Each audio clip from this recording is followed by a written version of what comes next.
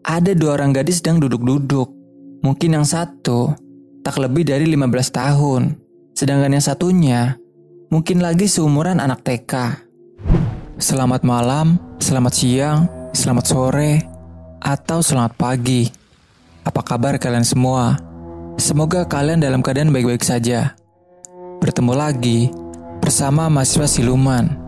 Yang kali ini kita akan menceritakan kisah pendakian mistis Gunung Lawu pada malam 1 Suro, di mana dalam pendakian tersebut mereka terpisah menjadi dua rombongan dan hampir disesatkan ke pasar setan Gunung Lawu oleh bapak-bapak misterius.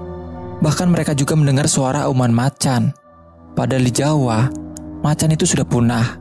Di sepanjang perjalanan, mereka juga diganggu oleh sosok dua gadis kecil yang cekikikan menakutkan dan mengikuti sepanjang perjalanan. Jadi seperti apa kisah lengkapnya? Langsung saja ke cerita. Tapi sebelum lanjut, jangan lupa untuk like, share, dan subscribe channel Mahasiswa Siluman. Aktifkan juga notifikasinya, agar tidak ketinggalan video-video terbaru dari kami. Pasang earphone-mu, siapkan tempat dan posisi yang nyaman, dan selamat mendengarkan.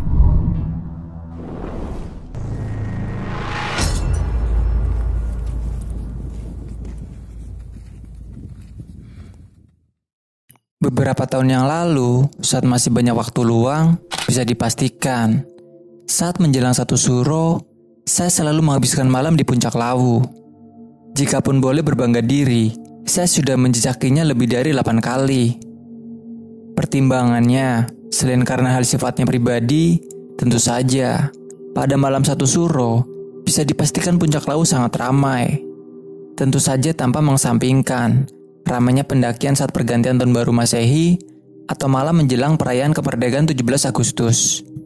Seperti biasa, menjelang pergantian tahun baru Jawa, kami berencana untuk menghabiskan malam di puncak Lawu bersama dengan beberapa rekan yang memiliki hobi yang sama. Karena domisili kami berbeda kota, jauh hari sebelumnya, kami sudah janjian untuk ketemu di Cemorosewu. Singkat cerita, setelah semua datang, kalau tidak salah waktu itu ada 5 orang, termasuk saya, karena satu teman yang lain berhalangan datang. Meski ganjil, kami tetap memutuskan untuk naik. Meski mitosnya jika ganjil akan banyak hal gangguan dalam pendakian. Kita niati bismillah saja, dengan maksud yang baik. Insya Allah, tidak terjadi hal-hal yang tidak kita inginkan. Jam menunjukkan pukul 15.30. Kami berlima memutuskan naik dengan pertimbangan sebelum tengah malam sampai di puncak. Paling tidak selambat-lambatnya pukul 11 malam sudah sampai puncak. Seperti halnya gunung-gunung lain, Gunung Lawu juga punya sabrek pantangan-pantangan yang harus kita patuhi. Saking sabreknya, hingga banyak pendaki pemula yang urung naik karena grogi akan mitos yang ada di Gunung Lawu yang berketinggian 3.265 mdpl ini. Meski demikian, banyak pendaki berpendapat jika Gunung Lawu adalah salah satu gunung paling indah, meski berbalut oleh kemistisannya. Hal ini sudah nampak pada pos 5, yang selalu ada sesajinya. Sebelum saya lanjutkan cerita lebih jauh, mari kita kenali Gunung Lawu terlebih dahulu. Siapa tahu, di antara kita belum mengenal Lawu lebih dekat. Gunung Lawu berdiri angkuh pada ketinggian 3.265 mdpl. Ini sudah cukup membuat kita menggigil. Terlebih lagi pada musim kemarau. Tentang letaknya, Gunung Lawu berada di Kabupaten Magetan, Jawa Timur, dan Kabupaten Karanganyar, Jawa Tengah. Artinya Gunung Lawu ini keberadaannya seakan sebagai pembatas dua provinsi Jawa Timur dan Jawa Tengah. Berbeda dengan Gunung Merapi yang sesohor itu, yang termasuk gunung yang aktif dan seringkali bergejolak. Gunung Lawu termasuk gunung yang ngaso atau istirahat. Artinya Gunung Lawu sebenarnya gunung dalam kategori berapi, karena dalam catatan sejarahnya, diperkirakan pernah meletus terakhir kalinya pada medio 28 November 1885, yang kemudian tidak atau belum aktif lagi hingga kini. Gunung Lawu memiliki 3 puncak, Puncak Hargodalem, Hargodumiling, dan Hargodumilah. Yang terakhir ini adalah puncak tertinggi. Gunung Lawu menyimpan misteri pada masing-masing dari 3 puncak utamanya dan menjadi tempat yang dimitoskan sebagai tempat sakral di tanah Jawa. Hargo Dalem diyakini sebagai tempat pamoksan Prabu Brawijaya Pamungkas. Kemudian Hargo Demiling diyakini sebagai tempat pamoksan Ki Sabdo Palon. Dan Hargo Dumilah merupakan tempat yang penuh misteri yang sering dipergunakan sebagai ajang menjadi kemampuan olah batin dan meditasi. Baik, demikian sekilas tentang Gunung Lawu. Sekarang kita kembali kepada cerita mistisnya. Hampir setiap gunung mempunyai pantangan-pantangan tersendiri.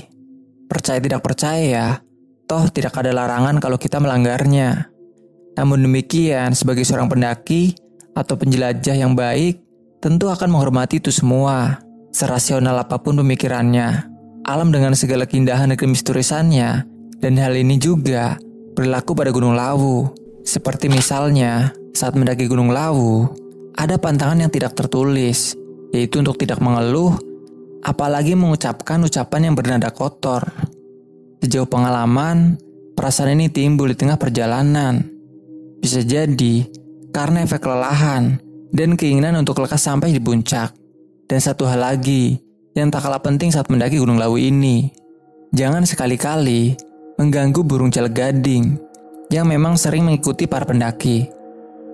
Dalam cerita tutur, jalak-gading adalah jelmaan salah satu penguasa Gunung Lawu. Dan hal ini juga dialami salah satu teman saya saat di pintu masuk saat akan memulai pendakian. Meski dengan nada bercanda, dia menyuruh kami jalan duluan, dan dengan entengnya mengatakan Lawu itu seperti rumah baginya. Hal ini sangat dimaklumi, karena di antara kami yang lain, dia memang lebih sering naik Gunung Lawu dibandingkan kami. Begitu sampai di pos 1, kami berlima beristirahat. Waktu sudah menjelang maghrib. Kami disambut oleh jalak-gading yang bertengger di ranting semak-semak, tak jauh dari pos 1, tempat kami istirahat. Melihat ada jalak-gading, saya menyapanya, dan memang begitulah adabnya saat ketemu jalak-gading ini saat mendaki Gunung Lawu. Ada sedikit keanehan di sini. Biasanya, dengan saya pancing dengan makanan, jalak-gading itu mau memakannya. Tapi kali ini tidak, malah cuma melihat saja dengan sorot mata tajam dan tak lama kemudian terbang. Setelah sebagian dari kami sholat maghrib, kami meneruskan jalan. Keanehan-keanehan boleh menyertai perjalanan kami. Belumlah sampai pos 2, kami mendengar auman harimau. Hal ini sudah tidak masuk akal. Bukankah harimau Jawa telah lama punah? Kami hanya saling pandang dan mengucap salam atas kehadiran suara yang tak lazim itu. Maksud tuluk salam yang saya maksud di sini adalah salah satu kebiasaan yang dituturkan orang-orang terdahulu jika mendapati sesuatu yang di luar kelaziman, sebagai bentuk permisi numpang lewat dan maksud yang baik untuk tujuan pendakian ini. Seperti ditumpahkan, tak berapa lama setelah kami mendengar auman harimau tersebut, hujan tiba-tiba datang dengan lebatnya. Untungnya kami sudah persiapan mantel plastik yang sempat kami beli di salah satu toko souvenir peralatan di Cemorosewu. Dengan sedikit tertatih-tatih karena licin, tak berapa lama kami sampai di pos 2. Istirahat lagi, karena sepertinya hujan tidak kunjung reda. Ada satu hal yang menarik di pos 2 ini. Menarik yang saya maksud di sini, tentu hal yang berbau misteri. Di pos 2 ini, pernah ada satu kejadian pendaki cewek yang meninggal saat bermalam di sini. Disinyalir, cewek ini meninggal karena menghirup belerang. Setelah kami berembuk, akhirnya kami putuskan untuk meneruskan jalan tanpa harus menunggu hujan reda. Dari pos 2 menuju ke pos 3, tidak terjadi hal-hal yang di luar nalar. Adanya kami kecapean karena trek pendakian mulai curam. Adanya membuat kami sesekali mengedumel, meski dalam tahap kewajaran. Tanpa singgah di pos 3, kami lanjut menuju pos 4. Dan inilah trek yang paling menguras tenaga. Ada beberapa trek yang kemiringannya hampir 60 derajat menurut saya. Bisa bayangkan, keadaan hujan harus meniti trek berbatuan yang curam itu. Hingga keluarlah ujaran spontan dari salah satu teman kami. Asem, aduh tenan. Awak pegel kabeh, Cuk. Teman saya Ismail ini memang logat Surbanya kental banget. Maklum, Dia berasal dari Mojokerto, yang memang dialeknya tidak jauh beda dengan Surabaya. Salah satu dari kami memperingatkan ucapan Ismail ini. Meskipun toh itu cuma hanya candaan atau umpatan sama diri sendiri. Sejalan dengan itu, kami terus menapak tebing yang terjal itu. Kurang konsentrasi sedikit saja, fatal akibatnya pada trek pos 3 ke pos 4 ini. Alamat tergelincir, ke lembah yang curam konsekuensinya. Terlihat sekali, rekan Ismail ini kelelahan. Kebetulan dia ada di depan saya, sedangkan saya sendiri berada paling belakang, atau sering disistilahkan sebagai sweeper. Saya menyadari keadaan yang dialami oleh Ismail ini, makanya tanpa dia minta, saya menawarkan untuk istirahat sejenak. Sementara 3 teman yang lain sudah ada di depan terlebih dahulu. Tak lebih dari 10 menit, kami istirahat sambil mengatur nafas yang sempat tersengal-sengal karena kelelahan. Akhirnya kami putuskan untuk lanjut jalan lagi. Nah, mungkin karena bawaan Ismail orang yang latah, barulah beranjak. Dia sudah berteriak, "Woi!" Maksudnya memberi kode ke 3 teman kami yang di atas. Beberapa kali teriakan, masih belum ada jawaban dengan sambil tertatih-tatih meniti tebing yang serupa tangga dari batu ini saking tegaknya.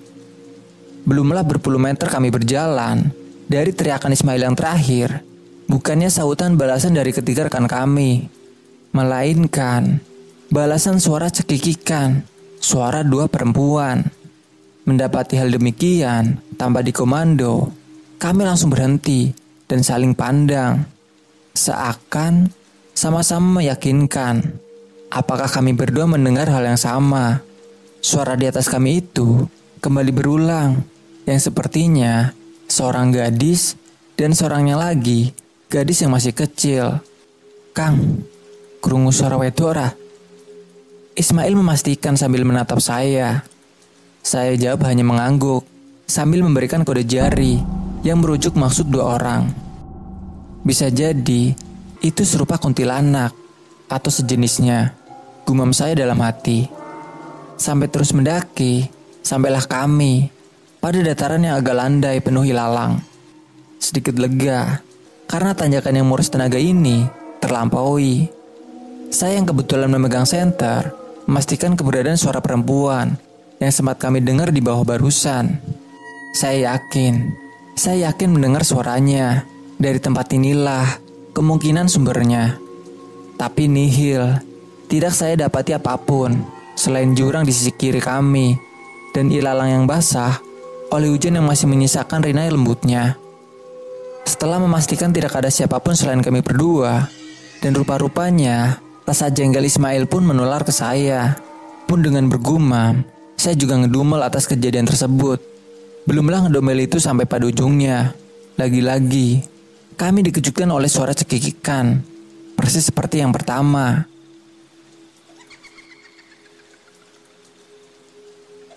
Namun kali ini, sumber suara pada jurang di sisi kiri kami.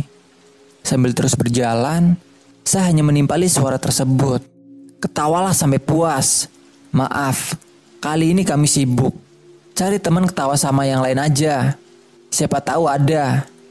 Ya, meskipun ini ngedumelan dan bisa jadi mereka tidak mendengar, tapi setidaknya cukup memuaskan saya atas gangguan-gangguan mereka. Sambil terus berjalan menuju ke pos 4, yang mungkin kira-kira 40 menitan dari tempat kami istirahat, yang lantas mendengar suara cekikikan. Sampailah kami di pos 4. Terlihat banyak orang dan tenda-tenda dari pendaki lain. Kami belum mendapati 3 rekan kami yang lain. Anggapan kami, waktu itu mungkin mereka langsung menuju ke pos 5. Kami istirahat sejenak sambil menghisap rokok untuk mengusir gigil malam yang semakin menua. Karena sedikit landai dan hujan pun sudah reda, perjalanan ke pos 5 ini relatif tidak menguras tenaga. Hanya saya yang merasa saja ada yang mengikuti perjalanan ke pos 5 tersebut. Namun sejauh hingga sampai pos 5, tidak terjadi hal-hal yang ganjil, selain hanya ada beberapa batu di sepanjang perjalanan yang banyak sesaji.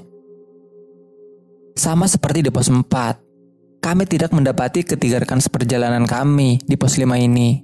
Menghubungi mereka via HP jelas tidak mungkin, karena di atas ketinggian ini tidak ada sinyal.